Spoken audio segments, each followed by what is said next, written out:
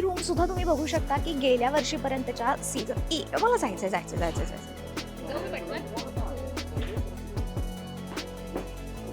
तर बिग बॉसच्या घरातली ही अजून एक नवीन रूम आहे, जी माहिती नाही कशासाठी आहे, पण अगेन तुम्ही इथे म्हणू शकता की एक काही कंटेस्टंटना जर का त्यांचा मी टाईम स्पेंड करायचा असेल किंवा ज्यांच्यासोबत आपण बघतो ना की कंटेस्टंटचं बॉन्डिंग छान होतं, तर त्यांच्यासोबत सुद्धा कंटेस्टंट इथे बसून गप्पा मारू शकतात आणि अर्थात इथे बसून सगळ्यांसोबत गॉसिपसाठी सुद्धा छान एक जागा आहे, सिक्रेट जागा अशी आपण मला हरकत नाही. आणि हो, तुम्हाला ना अजून एक सिक्रेट दाखवणार आहे मी बिग बॉसच्या घरातलं.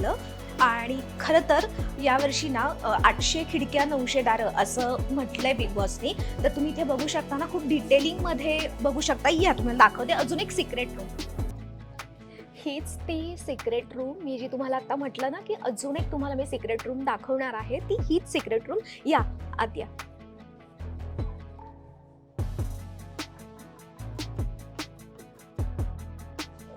गाईज, ही जी एक रूम आहे ना, मी जी तुम्हाला म्हटलं की सिक्रेट रूम आहे, तर ती आम्हालाही खरं तर कळत नाहीये की ही रूम एक्झॅक्टली कशासाठी आहे.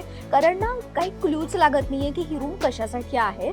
तर मला असं वाटतं की काही कंटेस्टंट नाही का इमोशनल होतात, इमोशनल ब्रेकडाऊन होतो त्यांचा, तर तेव्हा त्यांना जर का असं वाटलं की आपल्याला एकांतात जाऊन बसायचं, तर त्याच्यासाठी मे बी ही रूम असू शकते.